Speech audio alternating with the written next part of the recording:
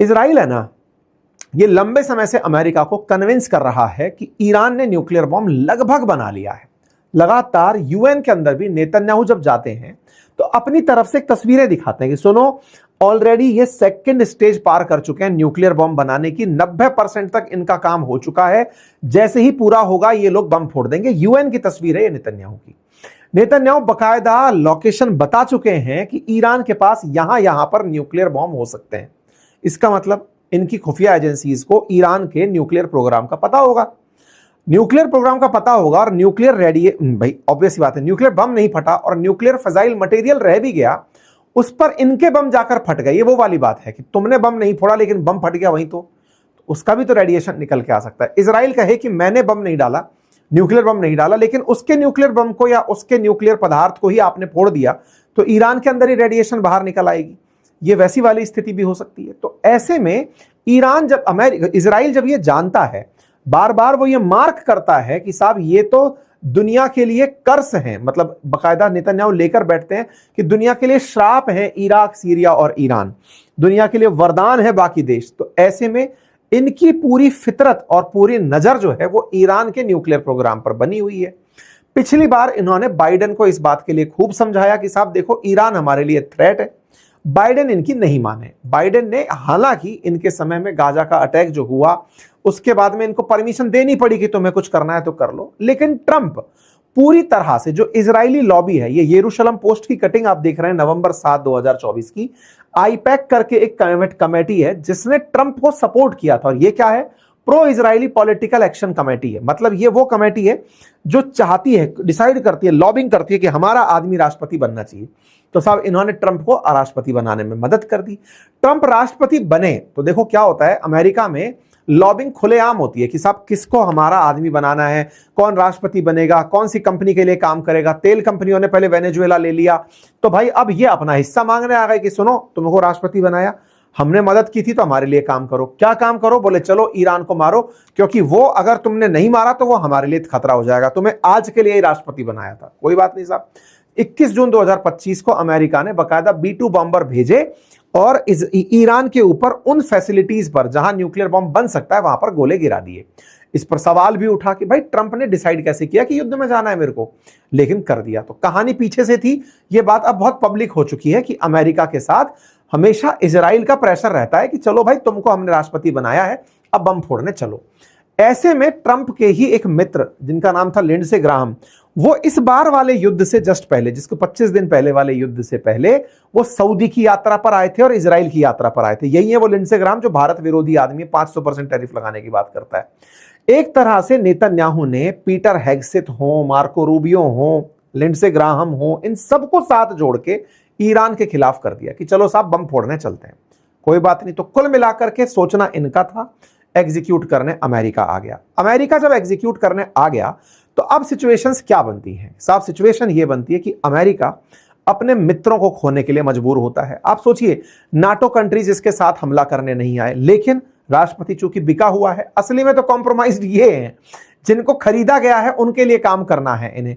NATO countries साथ छोड़ दिए, यूरोपियन अलाइज इनके साथ छोड़ दिए, और तो और जिनसे $4 ट्रिलियन वसूल कर गए थे ट्रंप हैं, वो तक साथ छोड़ दी। भाई साहब इन्होंने जो वसूली की थी मई 2025 में, ट्रंप दूसरी बार राष्ट्रपति बनकर जब पहली बार विदेश यात्रा पर आए थे तो सऊदी आए थे, लगभग $4 ट्रिलियन वसूल कर गए थे भाई साहब इस झांकी से हैं, उन तक को खिलाफ कर दिया। क्यों? क्योंकि अब ये सब लोग मरे पड़े हैं। ये कह रहे हैं कि महाराज आपको इस दिन के लिए दिया था क्या पैसा कि यहां से गोले आकर हमारे ऊपर पड़े, और पड़ रहे हैं।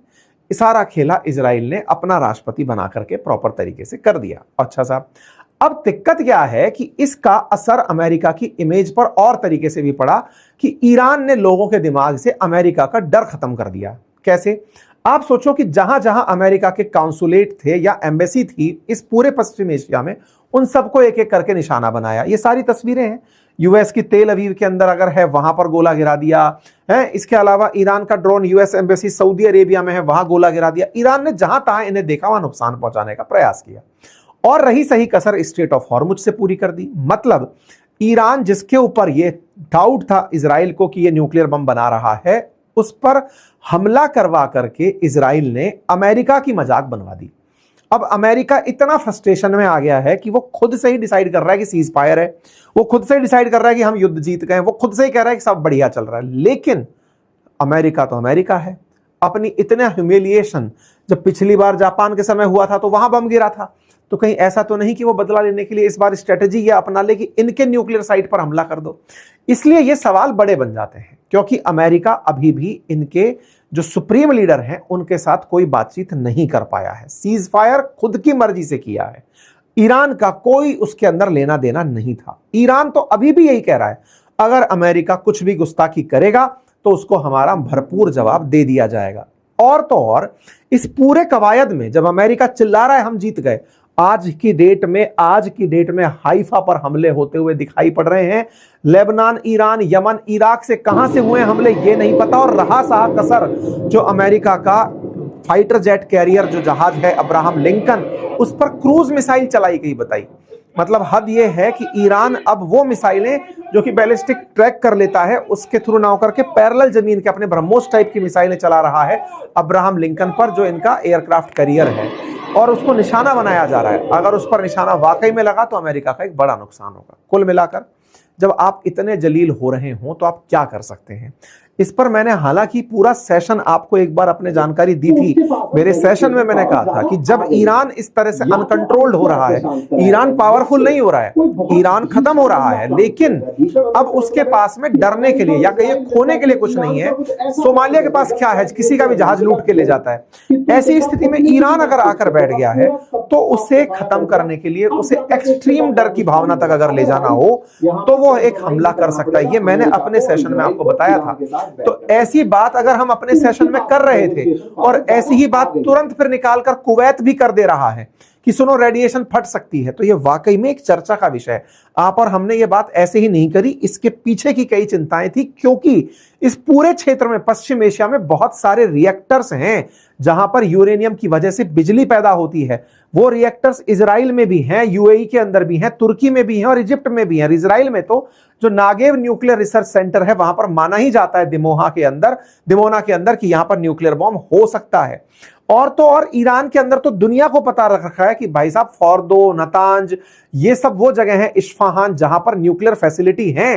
तो ऐसे में अगर इन क्षेत्रों पर वाकई में वहां बम गिर गया जहां पर न्यूक्लियर मटेरियल उपलब्ध है तो बहुत ज्यादा दिक्कतें ईरान के अंदर खड़ी हो सकती है। और अगर ईरान में खड़ी होती हैं इन शहरों में से कहीं भी, तो आसपास के जो देश हैं उनके अंदर न्यूक्लियर दिक्कतें पैदा हो सकती हैं, नाभिकीय रेडिएशन। आप कहेंगे न्यूक्लियर बम में ऐसा होता क्या है? देखो, वो फटता है तब बहुत सारी एनर्जी बाहर निकलती है, वो तो एक पार्ट है, लेकिन उसके फटने के बाद बहुत सारी रेडिएशंस बाहर आती हैं।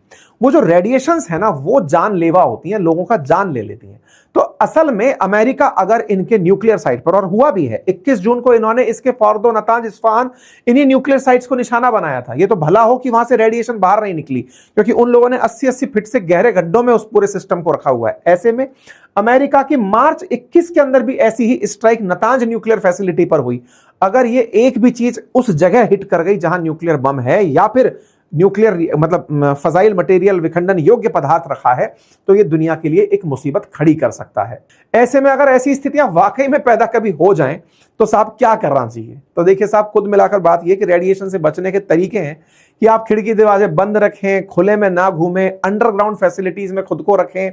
अगर कोई बात सुनने में आए तो तुरंत लेट जाएं। जैसे आपको याद होगा ऑपरेशन सिंदूर के समय भारतवासियों को कुछ चेतावनी दी गई थी, कुछ वैसी चेतावनियां आपको पूरे टाइम याद रखनी होंगी और अपने आप को सुरक्षित रखना होगा। हालांकि इतनी एक्सट्रीम सिचुएशन तक जाने के चांसेस बहुत बहुत बहुत कम है, लेकिन जब कोई देश पड़ोस में बैठ करके अपने लोगों को ट्रेनिंग दे रहा हो तो आप और हम भी चर्चा कर लें, इसमें कोई गुरेज नहीं होना चाहिए। कि जिस चैनल पर फिलहाल आप खबरें सुन रहे हैं, पढ़ रहे हैं, आपसे गुजारिश है कि इसे सब्सक्राइब करना ना भूलें, क्योंकि आप में से बहुत सारे साथियों ने इस चैनल को सब्सक्राइब नहीं किया हुआ है। आप सब्सक्राइब करते हैं तो हमारे साथ आपका जुड़ाव हमारे लिए एक ताकत के रूप में दिखाई पड़ता है।